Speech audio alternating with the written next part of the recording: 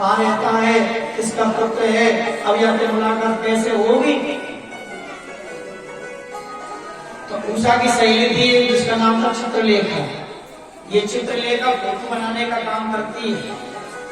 उन्होंने बहन चिंता का कर रही है कि रात सपने में पुरुष आया और जब के सपने में वो पुरुष आया है मेरे चित्र को चुरा कर ले गया, न जाने कौन है, कहाँ रहता है, किसका बालक है।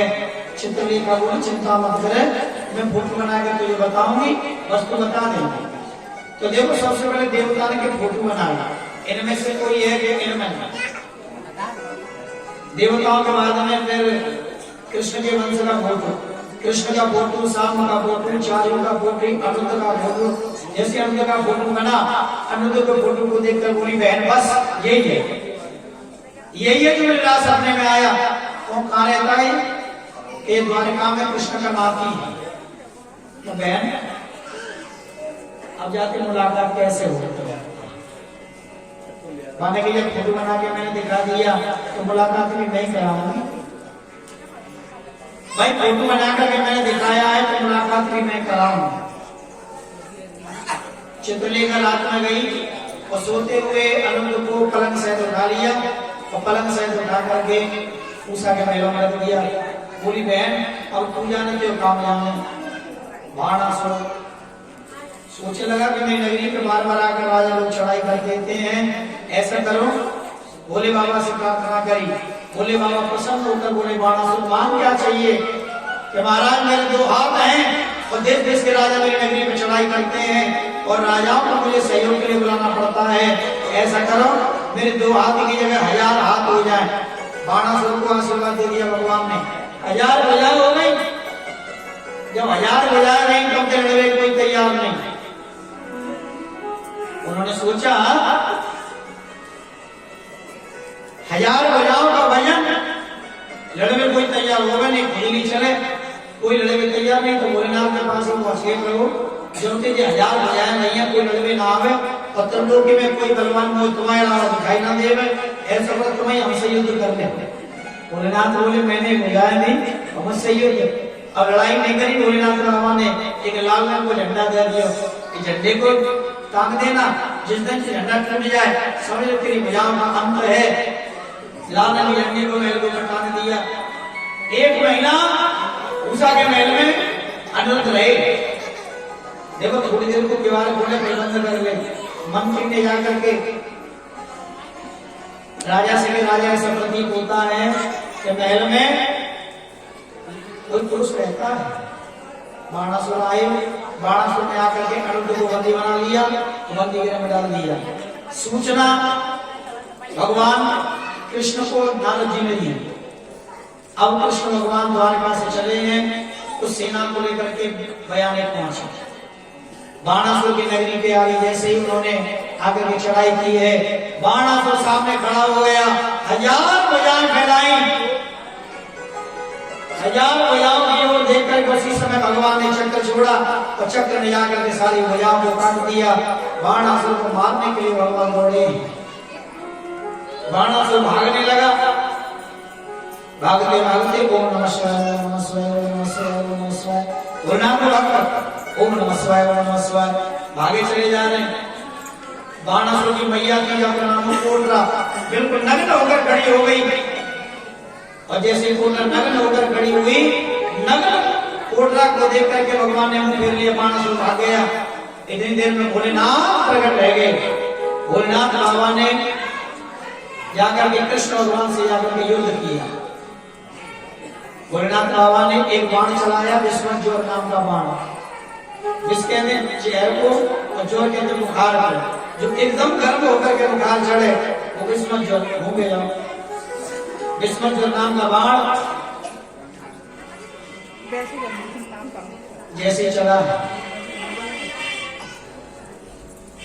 विस्मज्वर नाम बाण कृष्ण की सेना को तपाने लगा। तभी भगवान ने शीत ज्वर नाम का बाण चलाया और शीत के मारे विस्मज्वर कपने लगा। अब तो भगवान भोलेनाथ उसे कृष्ण की शरण ले गए। बाणासुर को कन्हैया के चरणों में डाल दिया, प्रभु इसे क्षमा कर दो। भगवान कहने लगे तुम्हें मालूम है इसने हमारे नाती को बंदी बनाया है, अनिरुद्ध को मंदिर के लिए सम्मुख किया है। उषा के साथ अनिरुद्ध का विवाह हुआ। उषा के साथ अनिरुद्ध का जैसे विवाह हुआ है, सुखदेव बाबा कहते हैं राजा परीक्षित, उसी दिन से अल्बाना भगवान भोलेनाथ और कन्हैया का भक्त हुआ। तो निवेदन करूंगा मैं सभी भक्तों से ये निवेदन, कोई भी राम जी की पूजा करते हो, देखो जो राम जी की पूजा करते हो वो भोलेनाथ की कभी बुराई मत करना, और जो भोलेनाथ की पूजा करते हैं वो राम जी की बुराई मत करना, क्योंकि ये एक दूसरे का पूरक है। आप लोगों ने देखा होगा स्वयं राम जी ने बाबा भोलेनाथ की स्थापना करी, और सब जानते हैं इस कथा को। भोलेनाथ बाबा की स्थापना राम जी ने कहां करी?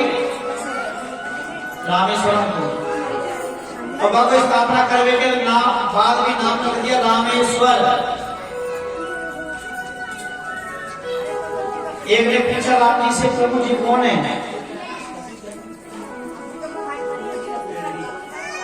राम जी ने कहा ये मेरे भगवान है।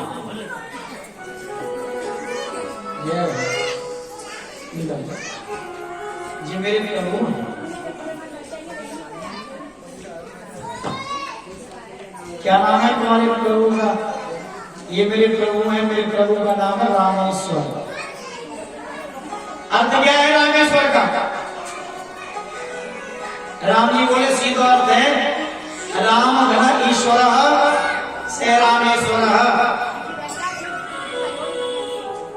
जो राम का ईश्वर है वो भोलेनाथ रामेश्वर।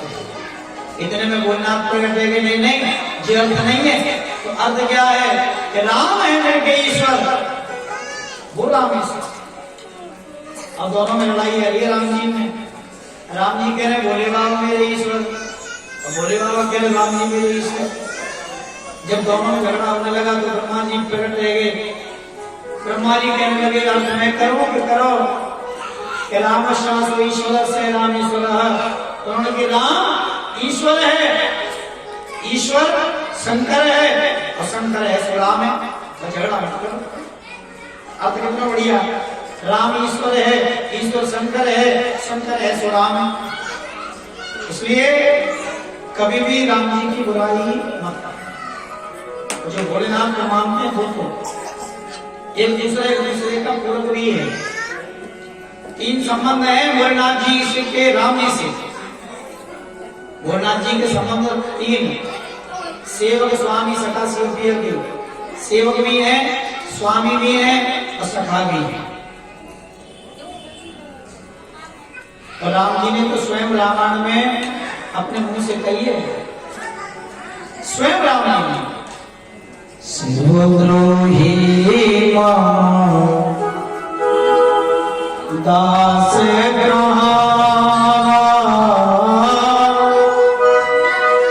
सोनर मोहे सप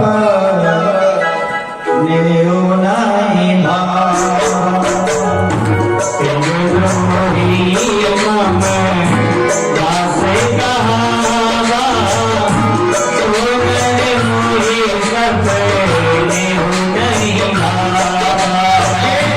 राम जी स्वयं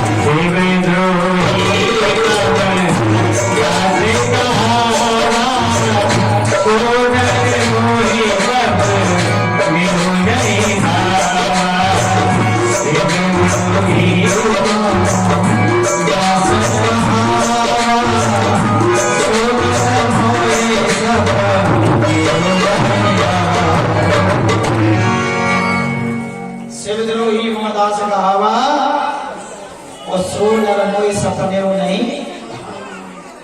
जो शिव से ध्रुव करेगा, चाहे मेरा भक्त क्यों ना हो, ऐसा भक्त मुझे सपने में भी अच्छा नहीं लगता। सुखदेव बाबा कहते हैं परीक्षा चल, इसलिए सुंदर भाव बनाना।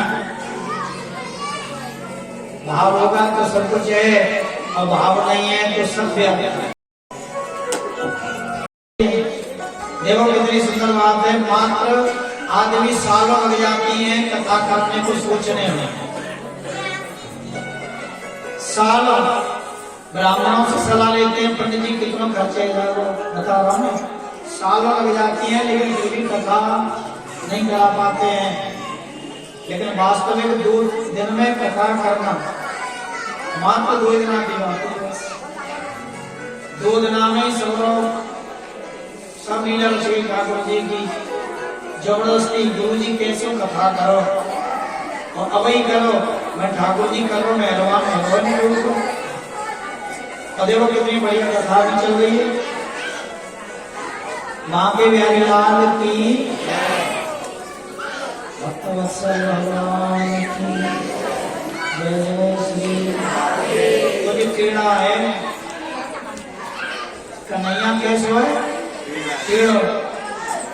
आज तक की मिट्टी में तुमने जितने भी फोटो भगवान के देख लोगे कृष्ण के, कोई सीधा फोटो नहीं देखो। तू टेढ़ा नाम के, देखो राम जी सीधे हैं, राम जी बहुत सीधे हैं, तो बिल्कुल सीधे खड़े हैं बेचारे। लेकिन कन्हैया टेढ़ो है, नाम टेढ़ो, धाम टेढ़ो। बहुत मतलब वृंदावनी केवन आवे, या बोले वृंदावन। सुदामा जी की कथा तो यही ना, चावल बैठ गया सुनो कथा। वृंदावन जय नाम है वृंदावन, लेकिन बहुत से वृंदावन है। नाम टेढ़ो तो धाम टेढ़ो, और धाम टेढ़ो। तू टेढ़ा, ये टेढ़ा है बिल्कुल। इसकी नजर अगर एक बार पड़ गई जाता है, तू टेढ़ा तेरी टेढ़ी हुई नगरी है। अच्छा, वृंदावन धाम की महिमा बड़ी विचित्र है। वृंदावन धाम कई लोग पिकनिक मनाए हुए जाते हैं, तो जो लोग पिकनिक बहाने से जाते हैं उनको तो टूटी फूटी सड़क दिखाई देगी, टूटे फूटे मकान दिखाई देंगे। और जो लोग भाव से वृंदावन जाते हैं उनको गली गली मंदिर दिखाई देंगे। तो भगवान के लिए भाव होना चाहिए। भगवान ये कहते हैं दिखावटी घंटिया नहीं मत अलाव, 4-4 घंटा लग रहे हैं भैया, बेकार है सब। सुंदर भाव, चाहे एक पल के लिए नाम ले लो परमात्मा का, पर उसे ले लो मन से। मन नहीं है तो सब व्यर्थ है। अच्छा, मन की बात आई, ये मन शरीर के अंदर एक है, लेकिन विचार सबके अलग अलग। जबकि ये कलयुग आया ना, या मन को 2 भाग गए, आधो शरीर के भीतर, आधो बाहर। शरीर के भीतर जो मन है वो शरीर से कहता है कि भगवान की कथा करवा, भगवान की भागवत करवा, लेकिन बाहर वाला मन के कथा मत करो, पैसा खर्च होगा मन की। अच्छा, पैसा अपना है, लोग पैसे को अपना मानते हैं। भगवान को भजन करके बैठ जाओ तो नींद आने लग जावे, और कभी माला का जाप करके देखना, माला जपते जपते नींद आना शुरू होगी। क्यों नींद आती है? क्योंकि भगवान को लोग अपना नहीं मानते। ध्यान दें, और कब नोटों की गड्डी गिनी हो, नींद आवेगी। लेकिन नोटों में तो अपना माने जेब में रोए। तो जिसको अपना बनाया, परमात्मा को अपना बना लो, नींद नहीं आएगी बिल्कुल। लेकिन अपना बनाओ तो सही, अपना ना बना में 2 रुपया की अगरबत्ती दे में, और जो दिखावे भगवान के आगे, भगवान में 2 लाख को काम है। अब 2 रुपया की अगरबत्ती याचना करे, फिर वो भगवान का पूर्ति करे कि कम से कम मेरे नाम तो ले वो। तुम्हें मालूम है ये भगवान टेढ़ा क्यों है? ऐसे गांव में हम कथा कह रहे थे, कपू गांव की बात है, टेढ़े वाली बात। एक कागज लिख के आयो, पंडित जी ठाकुर जी टेढ़े क्यों है? मैंने कहा भैया टेढ़ो बैठ वो का पता कैसे टेढ़ो ठाकुर जी टेढ़े क्यों है? 16 कलायुग अवतार लिया नारायण भगवान ने, ध्यान न सके 16 कलायुग। फिर भगवान ने 9 अवतार लाए, 8 कलायुग परशुराम लाए। परशुराम माने को फिर दुनिया के लोग नहीं सुधरे, तो फिर राम बन गया 12 कलायुग। 12 कलायुग राम आए, राम जी ने मर्यादा दिखाई। आप राम कथा सुने, राम कथा पढ़े तो बात बात में मर्यादा, लेकिन मर्यादा में जिएंगे तो पड़ोसी नहीं जीते हो। अगर मर्यादा ठान लिया आपने तो पड़ोसी भी नहीं जीने देगा, सत्य बता रहा हूं मैं। इसलिए 12 कलायुग राम जी पीछे हट गए, क्योंकि ये लोग बड़े विचित्र हैं। इस 16 कलायुग का अवतार लेकर के भगवान कृष्ण आए, टेढ़े बन गया। टेढ़े बन के क्यों आए कि एक वृंदावन के संत कन्हैया की सेवा करते एक बार अयोध्या घूमने गए। अयोध्या में जाकर के उनकी तो वही आदत, कृष्ण कृष्ण कृष्ण कृष्ण कृष्ण भजन। एक राम जी को सेवक वहीं करो, अरे बाबा तू कौन कौन नाम ले रहा है? कृष्ण कृष्ण, वो है कृष्ण। अयोध्या में तो हमारे राम जी हैं, देख कितने बिल्कुल सीधे हैं, और नामों सीधो राम, नाम भी सीधा धाम भी सीधा। लेकिन तेरा जो कृष्ण है ना, भगवान नामों टेढ़ो भगवान धामों टेढ़ो। भैया कृष्ण का नाम मान ले, बाबा गुस्सा में आया, आज झोला झंडा उठा के बिहारी जी मंदिर में पहुंचो, और बिहारी जी मंदिर में जाकर के बिहारी जी तो बोलो जे रखे झोला झंडा, अब मैं तो जा रहा हूँ राम जी की सेवा कर रहे। कन्हैया बोले कहा है वो? अरे सब ट्राई कर रहे हैं, तू टेढ़ा है, लेकिन आज मुझे बताना होगा तू टेढ़ा बना क्यों। भगवान बोले चलो बताओ। कल एक काम करोगे, तुम कुआं पे जल भर के मुझे नहला सकते हो? बाबा ने कही हाँ बिल्कुल। बाबा को समझ लगे भगवान की, कन्हैया पहुंचे कुआं पर, एक बाल्टी फंसाई जाम ना सभी, और बाल्टी फंसा करके बाल्टी भरी, सो बाल्टी भर गई, बाल्टी कुआं में चली गई। अब बाबा ने कही कन्हैया वो बाल्टी तो चली गई कुआं में, अब कैसे नवाऊं? कन्हैया बोले तभी तो बताऊंगा मैं टेढ़ा क्यों। अब ये बाल्टी निकाला, बाबा एक लंबी लोहे की छड़ी लाया, लंबी लोहे की छड़ी सीधी डाली वहां कुआं में, लेकिन बाल्टी पकड़ में नहीं आया। तो भगवान कन्हैया के बोले कन्हैया ये बाल्टी तो निकल ही ना रही। कन्हैया बोले एक मिनट में निकले आ गई। छड़ी को पकड़ करके उन्होंने ऊपर से टेढ़ी कर दिया, और टेढ़ी कर दी, और टेढ़ी करके छड़ी फंसाई, तो बाल्टी बाहर निकल के आई। भगवान बोले समझ गए बाबा मैं टेढ़ा क्यों?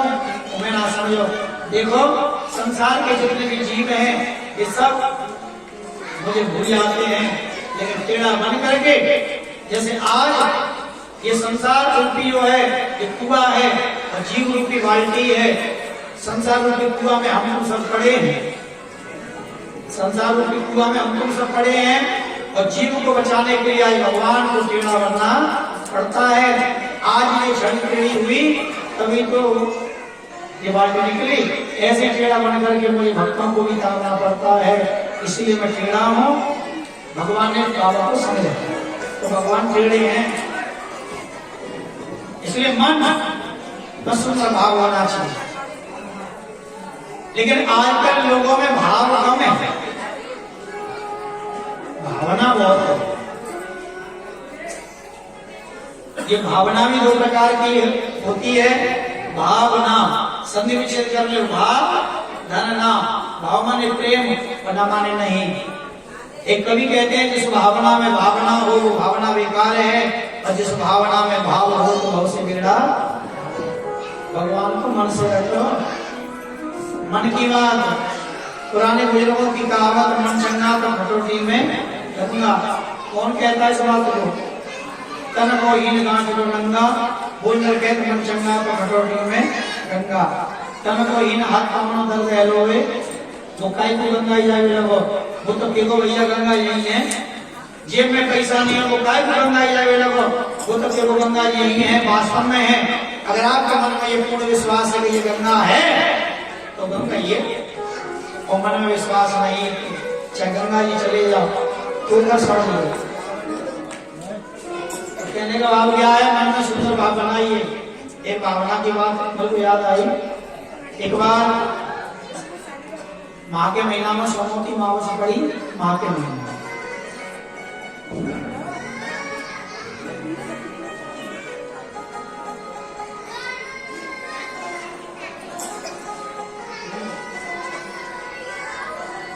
बेटा चावल की खीर तो बना रही है कुछ भी आप ले आओ है मैंने मुझे तो लाके रख दे वाले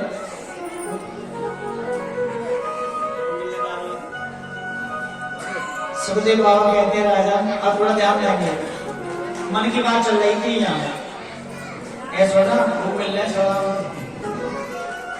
है जाना मिल रहा है।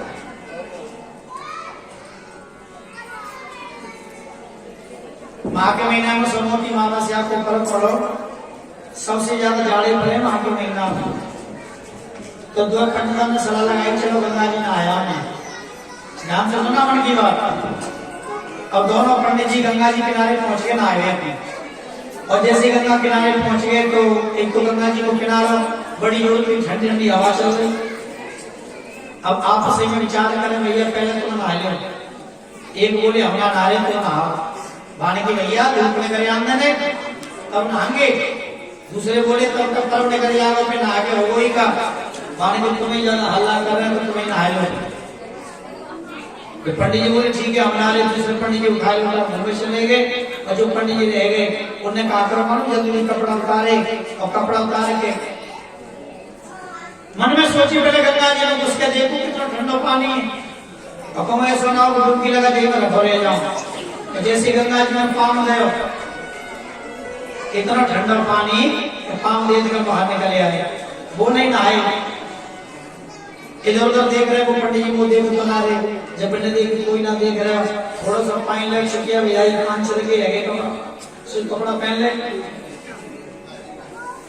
तब तक आगे पंडित जी दूसरे भैया पंडित जी नहा ले क्या तुम ना मिस लगना रे पंडित जी बोले भैया सुन मन नहायो तो तन नहायो मन नहायो तो तन नहायो और तन नहायो तो मैं नहायो और तुम्हारे हमारे तो नहाओ तो वो पंडित जी चाला गए उन्हें कहा करो जल्दी कपड़ा उतारे और कपड़ा उतार के जो पंडित जी खड़े ना उन दे के चिपटे को बजी का घरों में नहाया अरे के गंगा जी तो वहां है।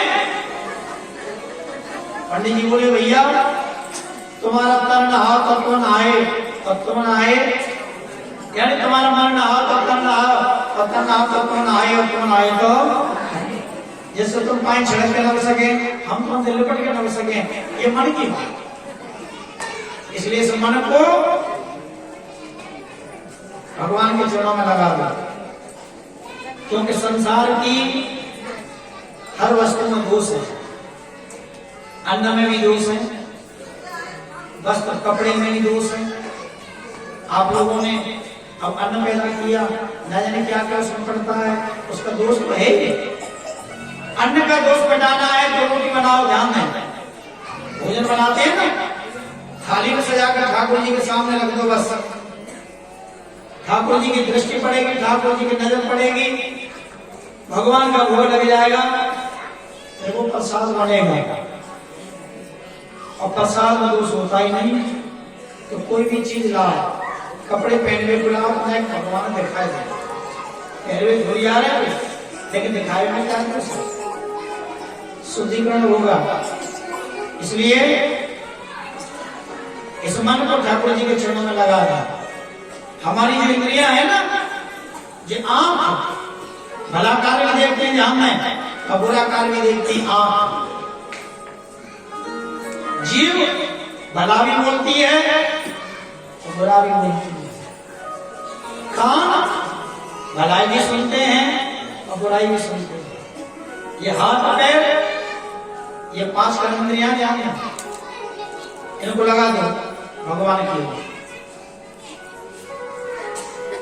जैसे ही पावन में खुजली चले बिहारी की परिक्रमा लगा के चले जाओ, यानी पैरों को मोड़ दो, नहीं जा पाए तो मंदिर में चले जाओ।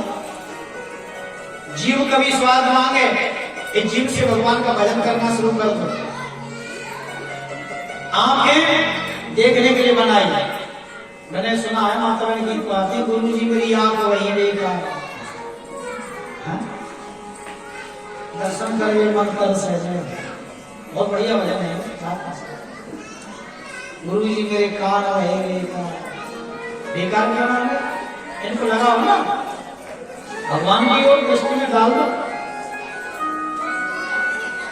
इसलिए ये दिल लगाना है भगवान से। संसार के लोगों से क्या दिल लगाना, संसार के लोगों से दिल लगाओगे तो दिल लगी करके छोड़ देंगे, और परमात्मा से अगर दिल लगा लिया तो कल्याण होगा। सुंदर भाव लेकर के मोहन से दिल को लगाया है, ये मैं जानू या फ्रेंड्स। ओ मोहन से दिल क्यों लगाया है, ये मैं जानू या